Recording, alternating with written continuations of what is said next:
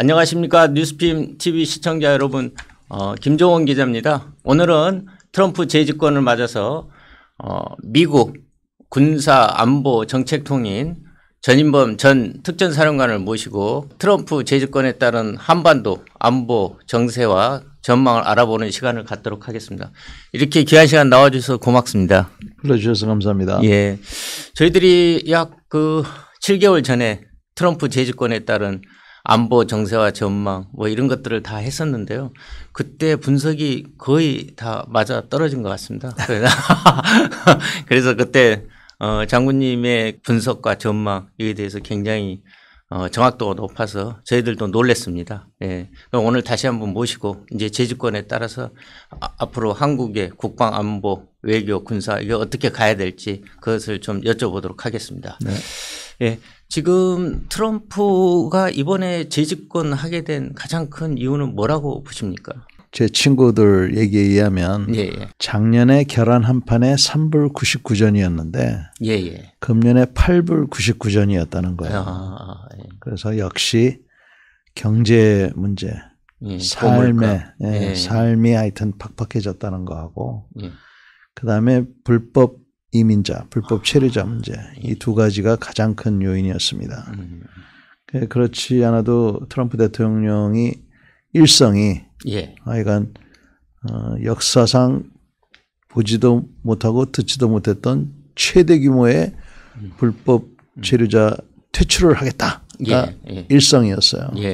그래서 그러한 그 정서 내막으로 하여간 그냥 승리한 게 아니라 압도적인 승리를 했습니다. 그렇습니다. 전국 지지율에서도 했고 그다음 스윙보터에서도 전부 스윙스테이트 전부 다 가져갔고 상원과 하원을 다 장악을 해서 엄청난 추진력을 갖고 있는 새로운 트럼프 2기를 우리는 맞이하게 됐습니다. 방위비 분담금 협상 이거 다시 재협상 가능성이 있다고 보십니까? 충분히 재협상 가능성이 있다고 봅니다. 현실로 될지 안 될지는 모르겠습니다만 방위비 협상이 한미 간의 그 가장 큰 이슈는 아닌 것 같고요. 가장 큰 이슈는 역시 그 미국이 경제를 이제 살리기 위해서 트럼프 대통령이 또 뭐라 그랬냐면은 자기는 가장 좋아하는 단어가 관세라고 그랬거든요. 그 관세를 우리한테 어떻게 할지 특히 뭐 중국에 어떻게 할지 중국에 60%까지 뭐 먹인다고 대선 기간에는 그렇게 얘기를 했는데 그게 또 우리한테 어떻게 영향을 미칠지 이런 것들이 이제 그 관심 사항이고요.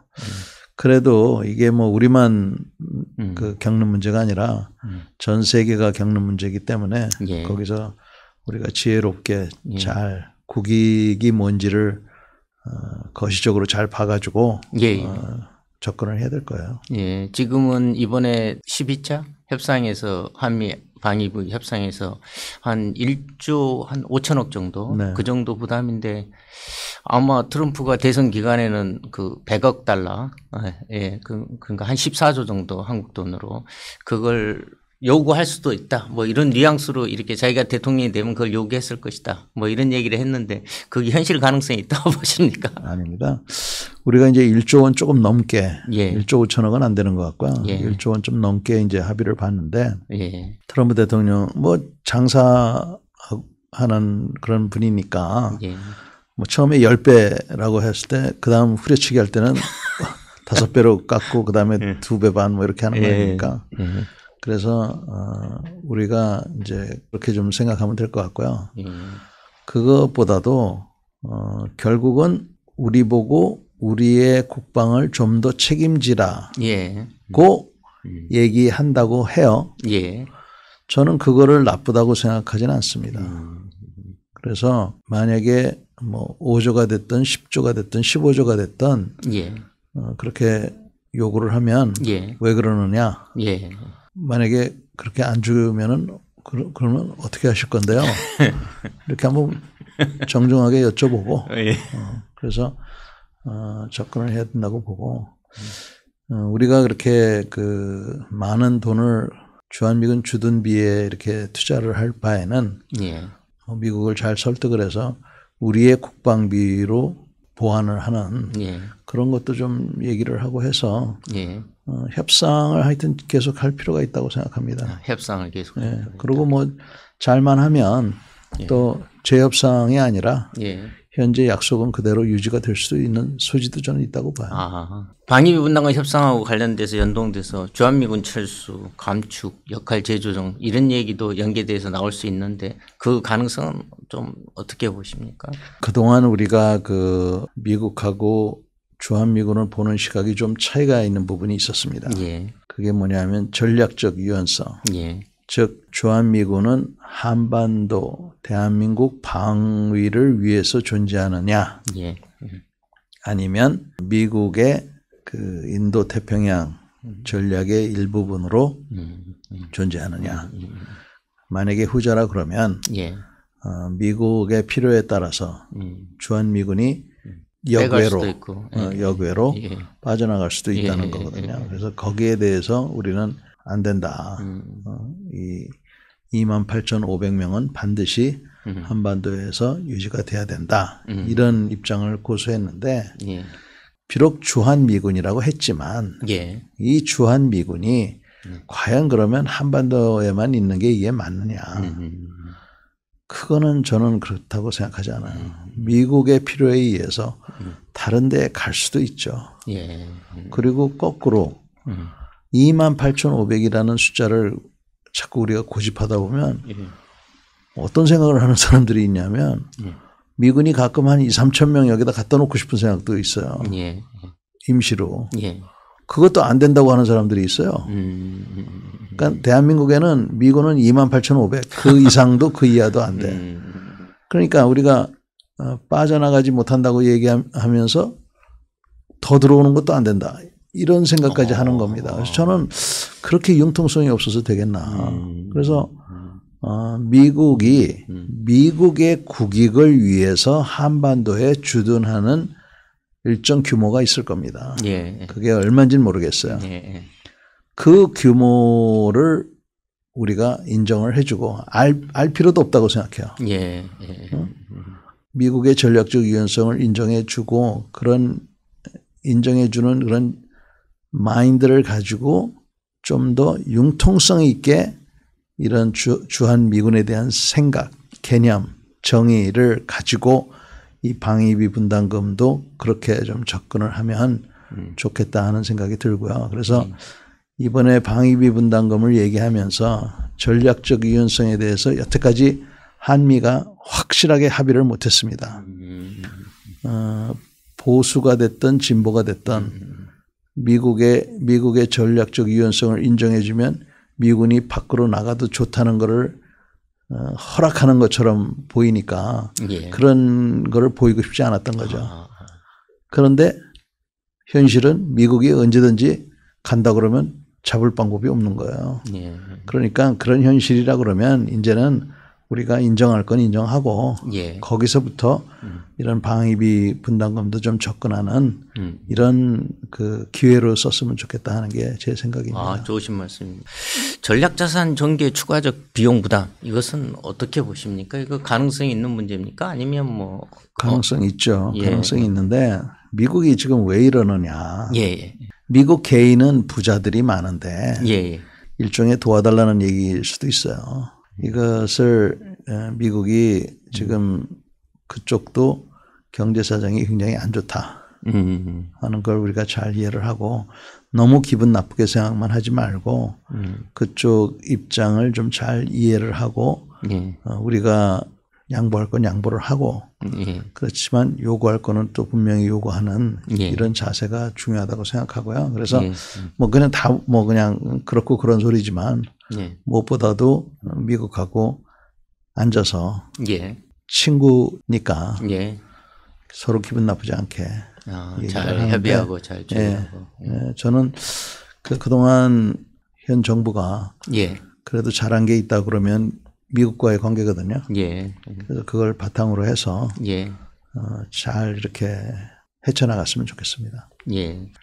전술핵을 91년도에 다 뺐는데 전술핵을 다시 또 재배치해 정도는 또 그 정도는 또 받아야 되지 않냐 뭐 이런 얘기도 나오는데 어떻게 보십니까? 그런 의견에 대해서는.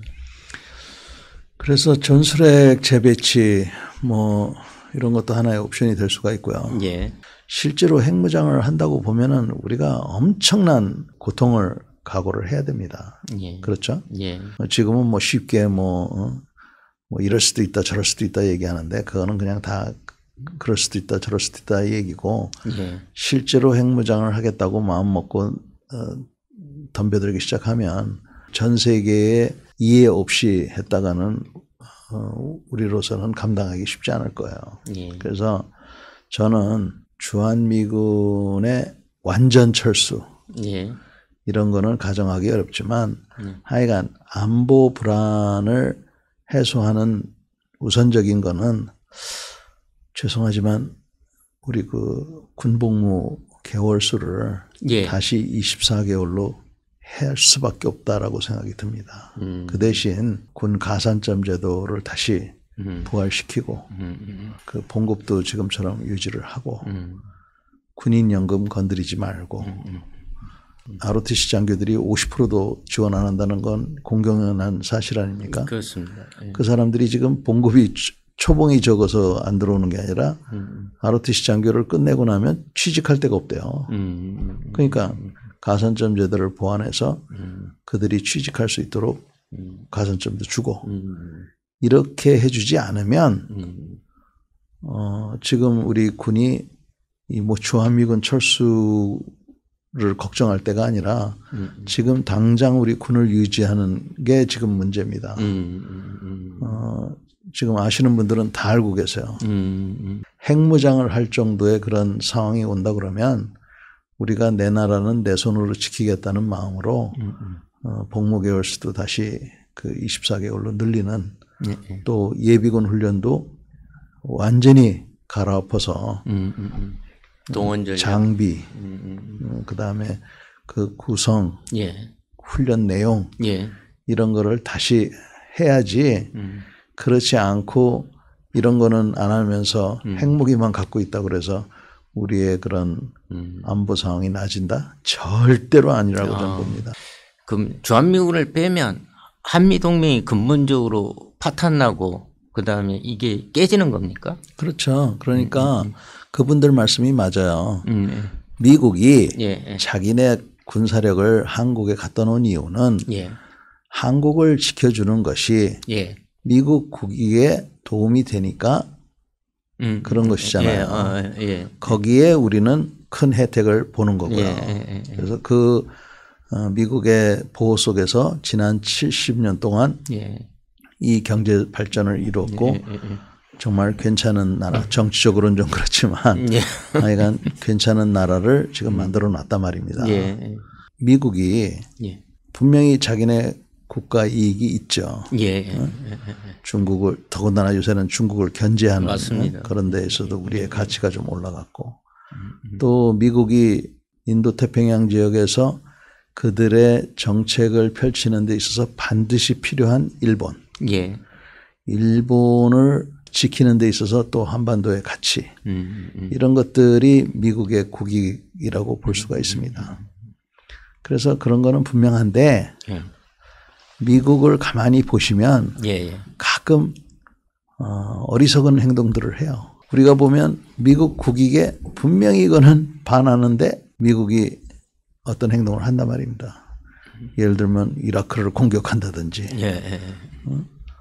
뭐 베트남에 막 전쟁을 한다든지 거기다 또 그렇게 나온다든지 뭐 아프간을 간다든지 거기도 또 그렇게 나온다든지 맞습니다. 이번에 뭐 우크라이나 하는 거 맞습니다.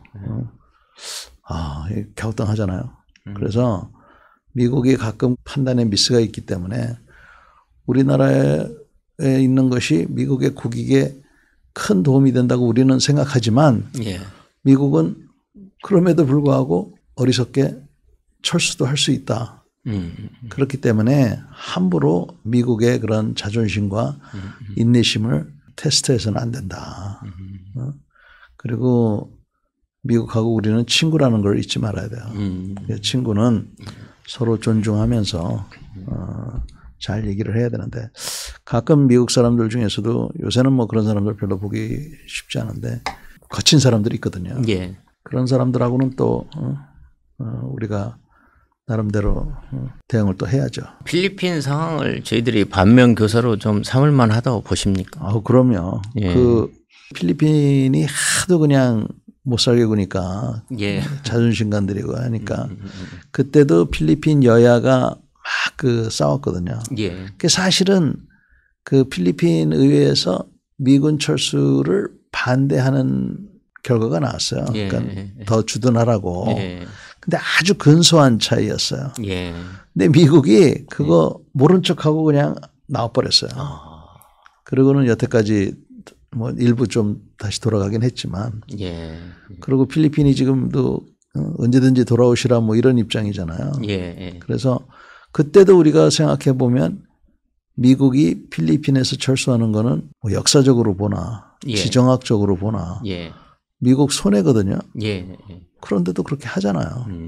그래서 그거는 우리가 지금 말씀하신 대로 반면 교사로 삼아야 된다. 그래서 미국은 가끔씩 자기네의 국익에 맞지 않는 행동도 한다. 알겠습니다. 굉장히 저희들이 신중하게 좀 접근해 볼 문제지 지금 이게 저희들은 그냥 쉽게 뭐 방위비 분담금, 주한미군 철수, 핵무장, 뭐 전략자산 전개 이런 걸 얘기하지만 사실은 한반도 안보의 근본적인 틀을 굉장히 중요한 문제지 않습니까? 심각하게 봐야 되는데. 그래도 지난 3년 동안 예. 윤 정부 들어서서 한미 관계가 굉장히 많이 좋아졌어요. 예. 특히 그 풀뿌리 노력으로 인해서 우리 교포들의 노력, 한미 간에 그동안 전통적인 그 우호 관계를 가졌던 그런 개인과 단체들의 노력으로 인해서 지난 3년간 아주 그 좋은 관계가 됐고 특히 미국이 간절히 바랬던 것 중에 하나가 한일 관계 개선이거든요. 그 한일 관계가 몰라보게 달라졌잖아요. 예. 뭐 여기에는 뭐 싫어하시는 분들도 계시지만 현실은 하여간 미국은 너무나 좋아하는 겁니다. 그래서 이런 것들이 지난 트럼프 일기 때하고는 또 많이 달라졌어요. 그래서 이런 것들이 어떻게 작용을 할지는 우리가 좀 더 두고 봐야 될 겁니다. 그래서 제가 듣기로는 트럼프 대통령이나 트럼프 2기 행정부가 야 한미일 그 군사훈련이나 뭐 이런 것을 굳이 할 필요 있냐? 뭐 이렇게 생각하고 있어서 앞으로 그 한미일 그 지금은 안보 군사 협력이 지금은 좀 속도가 붙는 상황인데 이것도 발목이 잡힐 수 있다. 내지는 아니면 이것도 조금 쉽지 않을 수 있다. 이런 얘기가 나오는데 그럴 가능성이 있다고 보십니까? 그럴 가능성도 있죠. 왜냐하면 트럼프 대통령이 잘 이해를 못하고 있어서 지난번에도 갑자기 연합연습 그렇게 얘기해서 안 했잖아요. 맞습니다. 더 큰 문제는 연합연습 하지 말라고 그래서 그 우리가 했던 그 당시 그 무슨 포리글이다 무슨 UFS 맞습니다. 연습 이런 것들은 안 했지만 예. 미군들은 나름대로 훈련을 했어요. 예. 그래도 그 정치적으로는 그렇게 얘기했지만 군인들이 자기가 해야 될 일, 즉 자기 임무를 수행하기 위해서 필요한 훈련을 했다고요. 예. 반면 대한민국 군은 그렇게 안 한 것 같아요. 그래서 이거는 우리가 정말 반성을 해야 됩니다. 뭘 믿고 평화만 놓고 무슨 평화협정만 놓고 북한의 선의만 믿고 그렇게 했을까요? 설마. 근데 하여튼 결론은 그렇게 돼서 다시는 그런 일이 일어나면 안 되고요. 트럼프 대통령이 돈을 달라고 그러든 뭐라든 간에 군인들이 훈련을 하겠다는 그런 여건도 마련해 줘야 되고 군인들 스스로가 자기가 지금 봉급을 받는 이유는 나라를 지키는 것이고 나라를 지키기 위해서는 훈련을 철저히 해야 된다는 그러한 사명의식을 갖고 해야지 훈련하다 보면 사고 나고 내가 보직 해임 될까 봐 훈련을 안 한다든지 위험하니까 안 한다든지 이래버리면 망치는 데는 1년이지만 다시 회복하는 데 10년입니다. 예. 그 지금 이 안보를 담당했던 사람들이 크게 반성을 해야 된다고 생각해요. 그래서 앞으로 만약에 트럼프 대통령으로 인해서 그런 갈등 요인이 있다 하더라도 우리는 특히 우리 군인들은 자기 할 일 똑바로 해야 되고 군인들이 그런 거를 할 수 있도록 국민들이 격려하고 지지해 주지 않으면 이 나라는 누가 지켜줍니까? 근데 한국군도 어느 정도 수준이 높아졌기 때문에 지금 주한미군이 이게 한반도에 이 지금 있음으로 해서 어떤 그 군사적 가치 내지는 효용성이 그렇게 큽니까? 상징성이라고 얘기하면 우리가 이제 그 뭐 아무것도 아닌 것처럼 이렇게 들릴 수가 있는데요. 그게 엄청 큰 거예요. 그래서 주한미군의 상징성, 그 상징성이 가져오는 억제력. 북한이 함부로 못 하잖아요. 북한뿐만 아니라 다른 나라도 그렇고. 만약에 주한미군에 없다. 그거는 미국의 동맹이 없다는 거거든요. 그러면 우리 이웃에 있는 깡패들이 지금은 못 건드리지만 찝쩍거리고 빠지면 그럴 거 아니에요. 그러니까 사실은 엄청난 큰 영향력을 미치는 게 이 주한미군입니다. 현대전에 있어서 대한민국 국군은 결정적인 하자가 있습니다. 통신이 안 된다는 거예요. 현대전에 있어서는 C4I가 안 된다는 거죠. 통신이 안 되면 현재 있는 무기는 6.25 때 무기랑 똑같습니다. 그렇죠. AI 첨단 군대가. 우리가 현대전에 사용하는 모든 무기는 통신망과 연계가 돼 있어요. 그런데 우리는 통신이 안 된다는 것은 공공연한 사실이에요. 더 정말 기가 막힌 거는 북한보다도 못하다는 거예요. 그래 놓고는 어디서 나온 사람들인지 북한은 못 먹고 못 살아서 뭐 방아쇠도 못 당길 것처럼 그런 얘기나 하고 그런 사람들이면 어떻게 러시아에 가서 지금 싸우겠습니까? 그러니까 이제 우리는 현실을 직시를 해야 됩니다. 지금 빨리 통신을 고쳐야 되는데 이게 지금 단순히 뭐 무전기만의 문제가 아니에요.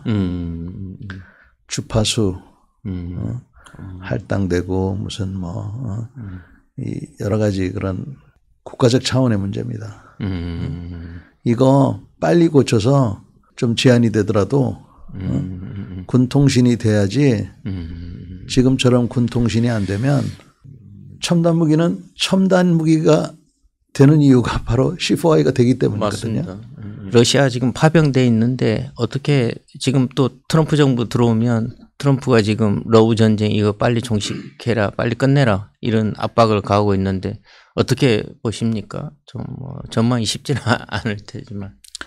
트럼프 대통령이 취임하기까지 38일 남았어요. 1월 20날. 1월 20일인데.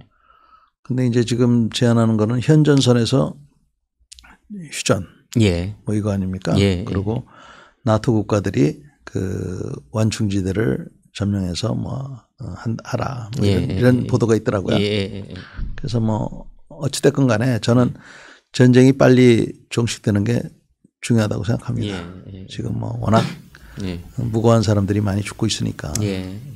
지금처럼 이렇게 교착 상태로는 저거 뭐 앞으로 10년도 갈 수 있어요. 그러니까 빨리 그렇게 일단락을 지었으면 좋겠는데 이게 일단락이에요. 그러니까 끝나지 않는 또 하나의 전쟁이 된 거죠. 그래서 이게 앞으로 뭐 2년, 10년 뒤에 어떤 형태로 또 나타날지는 아무도 모릅니다. 그런데 그게 하나 있고요.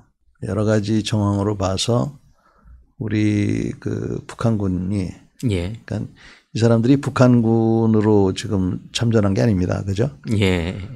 그래서 조선인민민주주의공화국 인민군이 아니라 북조선 사람들이 러시아군에 지금 편입이 돼 있는 거예요. 그래서 이들이 쿠르스크 지역에 투입이 된 것 같아요. 그죠? 그리고 거기서 조만간에 공세작전이 이루어질 것 같습니다. 그러니까 쿠르스크 그 돌파구가 서울 면적의 한 2배 정도 된다고 합니다. 그렇습니까? 면적이 굉장히 크네요. 그래서 협상 카드로도 우크라이나한테는 중요해요. 이거 돌려줄 테니까 도네츠크 뭐 하나랑 맞바꾸자 이럴 수도 있거든요. 그러니까 그런 거를 없애기 위해서 러시아가 이제 거기다 공세를 취한다고 지금 보이는 겁니다. 예. 어떻게 될지 모르지만. 그래서 그렇게 됐을 경우에 북한 군인들이 예. 잘 싸우느냐, 예. 잘 못 싸우느냐가 이제 큰 궁금거리고요. 궁금증이 이제 가는 거고. 잘 못 싸운다 그러면 북한으로서는 큰 망신이지만 예. 혹여라도 잘 싸운다 그러면 예. 북한으로서는 그 국제적인 지위라든지 예. 전투 경험이라든지 예. 이런 데 있어서는 돈 주고도 못 살 그러한 경험들을 갖고 다시 한반도로 올 것 같아서 걱정이 되는 것이고. 북미 정상회담, 그러니까 트럼프가 김정은을 워싱턴에 초청하거나 아니면 트럼프가 평양에 들어갈 그 가능성은 어떻게 높다고 보십니까? 어떻다고 보십니까? 트럼프 대통령이 평양은 한번 갈 수 있겠죠. 그 양반 성격에. 예. 김정은이가 워싱턴 가는 거는 뭐 그거는 쉽지 않습니까? 네. 뭐 기차 타고 못 가잖아요. 아니 전용기를 보낼 수 있는 거 아닙니까? 하여튼 뭐 제가 미국에서 전용기를 보내서 그 무서워서 자기 나라 떠나기가 쉽지 않다고 보십니까? 쉽지 않을 것 같은데 하여튼 예. 트럼프 대통령은 평양을 한번 보고 싶어서 갈 수 있을 것 같고요. 근데 하여튼 워낙 그 미국이나 북한은 그 태생적으로 틀린 나라이기 때문에 서로 공존할 수 없는 관계라고 저는 봅니다. 진정한 어떤 뭐 관계 개선이나 이거는 쉽지 않을 것 같습니다. 그럼 근본적인 북미 간의 관계 개선 내지는 변화가 쉽지 않다고 쉽지 않을 것 같아요. 그래서 그러면 지금 북한 문제를 그러면 어떻게 해야 됩니까?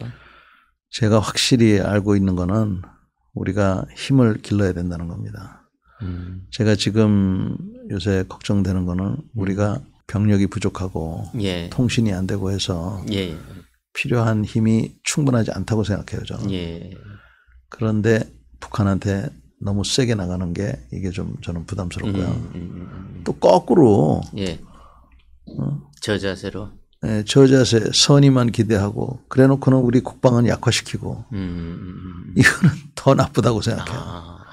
그래서 제가 드리고 싶은 얘기는 국방은 튼튼하게 안보에는 여야가 없다고 그러지 않습니까? 맞습니다. 근데 제가 보는 현실은 여야에는 안보가 없는 것 같아요.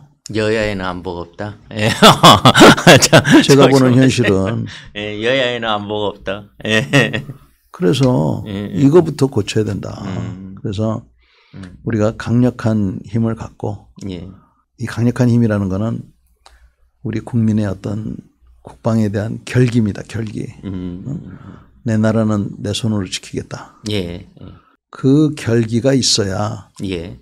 그 다음에 무슨 뭐 핵무기고 이런 게 중요한 것이지. 예. 그런 결기도 없이 핵무기를 가졌다? 그게 무슨 소용이 있겠어요? 아무리 좋은 무기도. 예. 저는 전혀 오히려 더 위험할 것 같아요. 예. 왜냐하면 우리가 그런 결기가 없으면 예. 어떤 상황이든지 무조건 핵무기 쓰려고 할 거 아니에요. 그렇죠. 가진 게 그거밖에 없으니까. 예, 그렇습니다. 아마 핵무기 가지면 그 국군도 10만 명으로 줄이고 무슨 뭐 그런 얘기하는 사람들이 있을 거야 우리나라는. 그러면 안 되죠. 그러니까 우리는 그런 결기가 지금 있어야 된다. 근데 이 결기가 국방의 문제가 아니라 이건 국민의 문제입니다. 지금 우리나라가 교육부터 가정교육, 학교교육, 사회교육 이게 전부 흔들렸잖아요 지금. 좋은 뜻으로 했는지는 모르지만 하여간 흔들려서 지금 한국 사람이 뭔지도 지금 잘 헷갈리는 이런 사회를 만들어 놨기 때문에 이거 빨리 고쳐서 해야 되는데 빨리 왔으면 좋겠어요. 그래서 하여간 그렇게 해야 우리가 안전하다. 윤석열 정부가 이제 임기 반환점 돌아왔고 트럼프 행정부가 들어오고 국방 안보 분야에서 좀 이런 것은 좀 했으면 좋겠다. 뭐 조언 내지는 제언을 좀 한번 해 주십시오. 현장에서 많이 그래도 경험을 하셨으니까요. 그래도 한미 관계는 많은 진전을 이뤘기 때문에 예. 한미 관계는 계속적으로 이렇게 좀 유지를 했으면 좋겠고요. 예. 특히 그 한일 관계 예. 이 부분을 좀 더 공고히 될 수 있도록 했으면 좋겠는데 특히 우리나라 국민들한테 왜 한일 관계가 중요한지 예. 이 부분을 좀 지속적으로 설명이 좀 됐으면 좋겠습니다. 국민 설득을 해야 된다 이 말씀이시죠. 잘 설명을 해야 되고 예. 저는 요새 일본 사람들한테 그런 얘기를 하거든요. 아, 예. 내가 만약에 일본군이었는데 죽어서 내 영혼이 지금 명패가 야스쿠니에 있다면 예. 내가 그 일본 총리나 이런 사람들한테 야, 너 안 와도 된다. 그렇게 얘기할 것 같다. 곡물도 필요 없다. 너희 그 수상은 꼭 가야 되냐 거기? 지금 우리 정부는 한일 관계를 위해서 얼마나 희생을 했는지 알기나 아냐? 그렇죠. 예. 그래놓고는 겨우 한다는 소리가 다음 정부는 좌쪽으로 진보로 넘어갈 거기 때문에 지금 너무 투자하면 안 된다. 요따위 소리나 한다는 거 이게 말이 되느냐? 일본에서 사과 문제 있지 않습니까? 그렇습니다. 할 만큼 했다 그러는데 그건 말 같지도 않은 얘기다. 앞으로 한 1000만 번 더 해라. 오늘 굉장히 귀한 시간 이렇게 나와주셔가지고 좋은 말씀 해주셔서 너무나 고맙고 감사합니다. 마지막 한번 뉴스핌 시청자들 인사 한 말씀 좀 주십시오. 뉴스핌 시청자 여러분 너무 오랜만에 인사드리게 돼서 반갑고 감사드립니다. 오늘 제가 괜히 어려운 얘기를 드렸는지 모르겠습니다만 그 어려운 얘기 중에서 또 군 복무 기간을 다시 24개월로 환원하는 문제에 대해서 제가 화두를 꺼냈습니다. 그냥 하자는 건 아닙니다. 군 복무를 이렇게 하는 만큼 그에 따른 보상을 철저하게 해주자는 게 제 주장입니다. 벌써 늦은 감이 있기 때문에 빨리 좀 그렇게 했으면 좋겠고 그야말로 여야는 안보에는 그 차이가 없도록 좀 그랬으면 좋겠습니다. 감사합니다. 예, 이렇게 오늘 귀한 시간 나와주셔서 너무 다시 한 번 더 감사드리고요. 다음에 또 전 장군님 뵙도록 하겠습니다. 네. 오늘 너무 감사합니다. 네.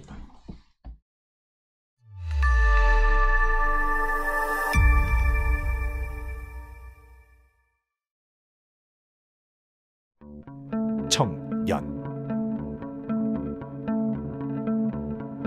대한민국의 미래.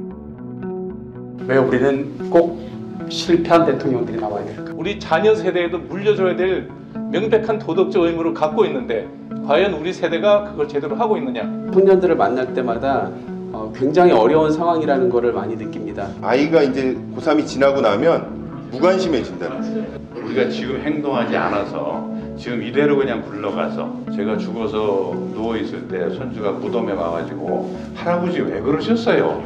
아마 태클도 많이 들어올 거고 장애물도 많을 겁니다. 그런데 이러한 것을 혼자는 극복하기가 어려울 것이고 저는 사실 좀 약간 무거운 마음으로 이 자리에 섰습니다. KYD라 하면 코리아 유스드림, 대한민국 청년의 꿈, 정치, 경제, 사회, 문화, 대한민국의 각 분야가 과연 미래가 밝은지 라고 질문을 던지면 밝다고 할 사람이 과연 얼마나 있을까. 청년이 좀 꿈을 꿀 수 있는 그런 나라로 이 나라를 대한민국을 만들어 봤으면 좋겠다.